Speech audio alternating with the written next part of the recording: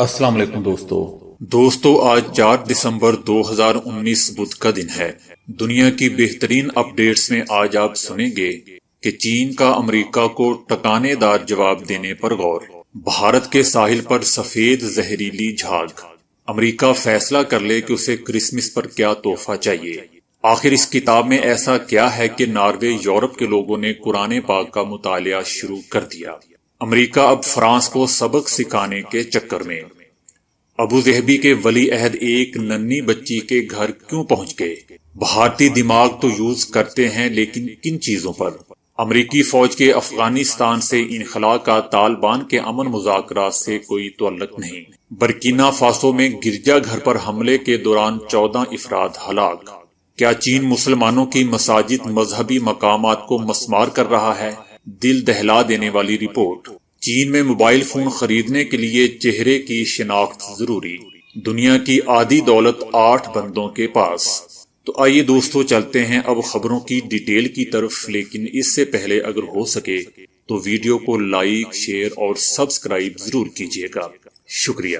دوستو چین امریکی ذمہ داران اور ارکان پارلیمنٹ پر ویزا پابندیاں عائد کرنے پر غور کر رہا ہے۔ چینی حکومت ہانگ کانگ میں احتجاج سے متعلق واشنگٹن کے موقف کے سبب امریکی سفارتی پاسپورٹس کے حامل افراد کو چین میں داخل ہونے سے روک سکتا ہے۔ اس کے علاوہ امریکی ذمہ داران اور قانون ساز ارکان کے لیے ویزوں کے اجراء پر بھی پابندی لگائی جا سکتی ہے۔ رائٹر نے یہ بات منگل کے روز چینی اخبار گلوبل ٹائمز کے حوالے سے بتائی۔ دوستو ادھر بھارتی ریاست تامل ناڈو کے شہر چنئی کا مشہور سیاحتی ساحل زہریلی جھاگ سے سفید ہو گیا۔ بھارت ان دنوں فضائی آلودگی کی لپیٹ میں ہے اور دارالحکومت نئی دہلی میں ایئر کوالٹی انڈیکس خطرناک حد سے بھی تجاوز کر چکا ہے۔ ایسے میں چنئی کے ساحل پر زہریلی جھاگ نے بھارت میں آلودگی کے خطرات میں مزید اضافہ کر دیا ہے۔ مسلسل چوتھے روز چنئی کے ساحل پر کئی کلومیٹر کے رقبے پر زہریلی جھاگ دیکھی جا رہی ہے، جس سے ساحل سفید نظر آ رہا ہے، تاہم حکام ابھی تک جھاگ بننے کی وجہ معلوم کرنے سے قاصر ہیں۔ ڈاکٹرز کی جانب سے زہریلی جھاگ سے جلدی امراض کے خدشے کے باوجود سیاحوں کی بڑی تعداد زہریلی جھاگ کے ساتھ سیلفیاں بنا رہی ہے اور بچے جھاگ میں کھیل کود رہے ہیں۔ ماہی گیروں کو بھی سمندر میں جانے سے منع کر دیا گیا ہے، جبکہ 2017 میں اسی سیزن میں آلودگی کے باعث بڑی تعداد میں مچھلیاں مرنے کے باعث حکام کو الرٹ کر دیا گیا تھا۔ دوستو جیسا کہ ہم جانتے ہیں کہ امریکہ کے ہر ملک کے ساتھ چھیڑ چھاڑ ہے، اب شمالی کوریا نے امریکہ کو تنبیہ کرتے ہوئے کہا ہے کہ اس نے دشمنی پر مبنی پالیسیوں کو تبدیل کرنے کے لیے اس سال کے آخر تک مہلت دی تھی اور وہ ڈیڈ لائن قریب آ رہی ہے۔ رائٹر کے مطابق شمالی کوریا کے مقامی میڈیا پر وزارت خارجہ کا ایک بیان جاری کیا گیا ہے۔ اس بیان میں شمالی کوریا اور امریکہ کے تعلقات سے متعلق امریکہ کو تنبیہ کی گئی ہے کہ امریکہ کو یہ فیصلہ کرنا ہوگا کہ وہ کرسمس پر کیا تحفہ وصول کرنا چاہتا ہے۔ کوریا نے کہا ہے کہ امریکہ کی جانب سے مزید مذاکرات کی دعوت ایک بے وقوفانہ چال کے سوا کچھ نہیں ہے۔ ان کے بقول اس کا مقصد شمالی کوریا کو صرف مذاکرات تک محدود رکھنا ہے تاکہ آئندہ امریکی صدارتی انتخابات میں اس صورتحال کو سیاسی فائدہ اٹھانے کے لیے استعمال کیا جا سکے۔ دوستو ادھر ناروے میں کھلے آسمان تلے سینکڑوں مسلمانوں نے قرآن پاک کی تلاوت کی۔ یہ اجتماع اس جگہ ہوا جہاں قرآن پاک کی بے حرمتی کی گئی تھی۔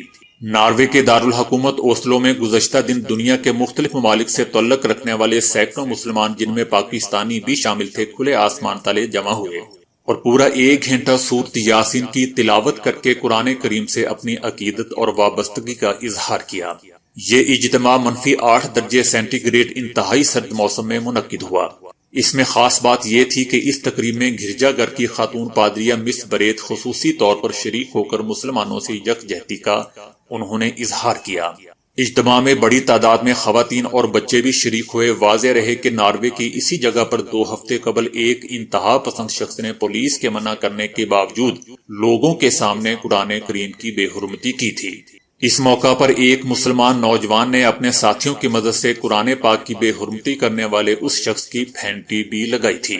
مسلمانوں کا قرآن پاک سے اتنا لگاؤ دیکھنے کے بعد ناروے سمیت پورے یورپ میں لوگوں میں قرآن کریم کے مطالعے کا رجحان میں اضافہ ہوا ہے۔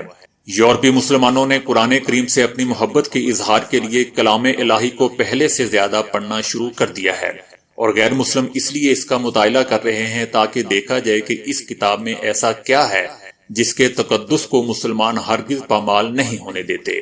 دوستو ادھر امریکہ نے فرانس کی 2 ارب 40 کروڑ ڈالر کی مصنوعات پر 100% تک ٹیکس عائد کرنے کی دھمکی دے دی ہے۔ امریکہ اب صحیح جگہ پر پہنچا ہے۔ امریکہ نے ڈیجیٹل خدمات پر ٹیکس عائد کیے جانے کے جواب میں فرانس کی 2 ارب 40 کروڑ ڈالر کی مصنوعات پر 100% تک محصولات عائد کرنے کی دھمکی دی ہے، جس میں گوگل، ایپل، فیس بک اور ایمیزون جیسی امریکی ٹیکنالوجی کمپنیوں پر ٹیکس عائد کرنے کے متعلق بتایا گیا ہے۔ امریکہ، آسٹریا، اٹلی اور ترکی میں اسی طرح کے ٹیکسوں کا دائرہ وسیع کرنے پر غور کر رہا ہے۔ دوستو ادھر ابو ظہبی کے ولی عہد شیخ محمد بن زید ایک چھوٹی بچی کی دل جوئی کے لیے ان کے گھر پہنچ گئے۔ گزشتہ دنوں سعودی ولی عہد محمد بن سلمان نے عرب امارات کا دورہ کیا تھا، جہاں استقبال کے لیے بچے قطار میں کھڑے تھے۔ اس دوران دونوں رہنماؤں نے استقبال کرنے والے متعدد بچوں سے ہاتھ ملایا۔ شیخ محمد بن زید استقبال کے لیے کھڑے بچوں میں ننھی عائشہ کو دیکھ نہ سکے اور ہاتھ ملائے بغیر ہی آگے بڑھ گئے۔ تاہم جب ویڈیو ولی عہد تک پہنچی تو وہ بچی کے گھر گئے، تحفے دیے اور ہاتھ بھی ملایا۔ اماراتی ولی عہد نے بچی کے ساتھ تصاویر اپنے ٹویٹر اکاؤنٹ سے شیئر کی، جسے نہایت پسندیدگی کی نگاہ سے دیکھا جا رہا ہے۔ ویسے تو دوستو ان جیسے بزنس مائنڈڈ پیسے کی خاطر مسلمانوں کے قاتل مودی کو ایوارڈ دے سکتے ہیں تو کچھ بھی کر سکتے ہیں، لیکن یہ واقعہ یقیناً سچا اور اوریجنل لگتا ہے، اس میں بناوٹ نہیں لگتی۔ دوستو ادھر ایک بھارتی شخص نے بندروں کو ڈرانے کے لیے پالتو ڈاگ کو چیتے کی کھال پہنا دی۔ اس نے بندروں کے حملوں سے تنگ آ کر انہیں ڈرانے کے لیے ایک انوکھا حل تلاش کر لیا۔ اپنی زمین پر بندروں کے جھنڈ کو ڈرانے کے لیے رکھوالی کرنے والے ڈاگ کے بالوں کو چیتے کی طرح دھاریوں والے انداز میں رنگ دیا، اور اب اس کا یہ انوکھا طریقہ دنیا بھر میں مشہور ہو گیا۔ بھارتی ٹی وی کے مطابق کسان نے بتایا کہ انہوں نے اپنے ڈاگ کے جسم پر چیتے کی طرح کالی دھاریاں اسپرے کلر سے بنائیں اور ساتھ ہی ہلکا سفید رنگ بھی اسپرے کیا تاکہ وہ اصلی چیتے کی طرح نظر آئے۔ کسان کا کہنا تھا کہ ان کا یہ طریقہ امیدوں پر پورا اترا ہے اور وہ دوسرے کسانوں کو بھی اس کی تجویز دے رہے ہیں۔ دوستو ادھر امریکہ کا کہنا ہے کہ امریکی فوج کی افغانستان میں کمی کا انحصار طالبان سے امن معاہدے پر نہیں ہے۔ امریکی فوج کے افغانستان سے انخلاء کا طالبان سے امن مذاکرات سے کوئی تعلق نہیں ہے۔ یقین ہے کہ امریکی فوجیوں کی کمی کے باوجود افغانستان کو دہشت گردوں کی آماجگاہ نہیں بننے دیں گے جہاں سے وہ امریکہ پر حملہ کر سکیں۔ امریکہ کا یہ بیان صدر ٹرمپ کے حالیہ افغانستان دورے کے دوران امریکی فوجیوں کی تعداد 14,000 سے کم کر کے 8,000 کرنے کے تناظر میں کہی گئی ہے۔ دوستو اقوام متحدہ کے سیکرٹری جنرل انطونیو نے برکینا فاسو میں ایک گرجا گھر پر حملے کی شدید مذمت کی ہے، جس میں 14 افراد ہلاک ہو گئے تھے۔ سیکرٹری جنرل نے کہا کہ اقوام متحدہ پختہ یقین رکھتا ہے کہ دنیا بھر میں مذہبی عبادت گاہوں کو محفوظ بنایا جانا چاہیے، جہاں لوگ اپنے عقیدے کے مطابق امن سے عبادت کر سکیں۔ دوستو ادھر امریکہ نے چین پر الزام لگایا ہے کہ وہ مسلمانوں کی شناخت مٹانے کے لیے سنگیانگ صوبے میں ان کی عبادت گاہیں مسمار کر رہے ہیں۔ چین کی کمیونسٹ پارٹی نے جہاں ایک طرف ایغور مسلمانوں کی نگرانی انتہائی سخت کی ہوئی ہے، وہیں ان کی عبادت گاہوں کو بھی ختم کر رہی ہے۔ چین نے سنکیانگ میں کئی مساجد، مزار، قبرستان اور دیگر مذہبی مقامات یا تو بند کر دی ہیں یا انہیں مسمار کر دیا گیا ہے۔ کئی عبادت گاہوں کے کیمروں کے ذریعے انتہائی سخت نگرانی کی جا رہی ہے، جس سے اقلیتی مسلمانوں کو عوامی طور پر اپنے مذہبی فرائض کی ادائیگی میں مشکلات پیش آ رہی ہیں۔ چین کے سنکیانگ صوبے میں ایغور قومیت سے تعلق رکھنے والے تقریباً 1,30,00,000 مسلمان مقیم ہیں۔ چین کی حکومت پر امریکہ اور کئی انسانی حقوق کی بین الاقوامی تنظیمیں یہ الزام عائد کرتی رہی ہیں کہ چین ان مسلمانوں کے خلاف کریک ڈاؤن کر رہا ہے اور کئی لاکھ افراد کو حراستی کیمپوں میں قید رکھا ہوا ہے۔ دوسری جانب چین کا موقف ہے کہ یہ حراستی مراکز نہیں ہیں بلکہ پیشہ ورانہ تربیتی مراکز ہیں، جہاں شدت پسندی کے خاتمے کے لیے مقامی افراد کو رکھا جاتا ہے اور انہیں مختلف ہنر اور علوم کی تربیت دی جاتی ہے، جبکہ امریکی حکومت اور کئی انسانی حقوق کی تنظیموں کا دعویٰ ہے کہ چین نے 10 لاکھ مسلم افراد کو حراست میں رکھا ہوا ہے، جہاں ان پر تشدد کیا جاتا ہے اور جبری مشقت کرائی جاتی ہے۔ امریکہ کے ایک غیر سرکاری ادارے کی تحقیق کے مطابق سنگیانگ صوبے میں 2016 سے اب تک تقریباً 10 سے 15,000 مساجد اور دیگر مذہبی عبادت گاہوں کو مسمار کر دیا گیا ہے۔ مقامی افراد کی گواہیوں اور سیٹلائٹ سے لی گئی تصاویر سے مسلمانوں کے کم از کم 140 مذہبی مقامات، عبادت گاہوں اور مساجد کو منظم طور پر مسمار کرنے کی تصدیق ہوئی ہے۔ UHRP کی رپورٹ میں کہا گیا ہے کہ منہدم کی جانے والی مساجد میں ایک مسجد ایسی بھی تھی جو تاریخی اہمیت کی حامل تھی اور 13ویں صدی میں تعمیر کی گئی تھی۔ دوستو، اس خبر کی آپ نے اپنے طور پر تصدیق کرنی ہے کہ آیا کہ یہ ہمیشہ کی طرح کہیں امریکہ پروپوگنڈا تو نہیں کر رہا۔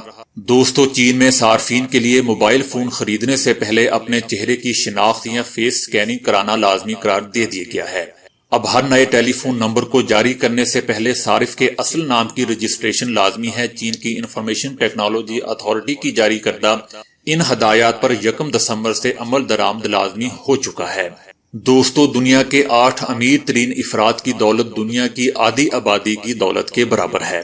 دنیا بھر میں معاشی عدم مساوات یعنی امیر اور غریب کے درمیان فرق بڑھتا جا رہا ہے۔ دنیا بھر میں غربت دور کرنے کے لیے کام کرنے والے ادارے آکسفیم کی رپورٹ سامنے آئی ہے، جس میں کہا گیا ہے کہ دنیا کے 8 امیر ترین افراد کے پاس اتنی دولت ہے جو دنیا کی آدھی آبادی کی دولت کے برابر ہے۔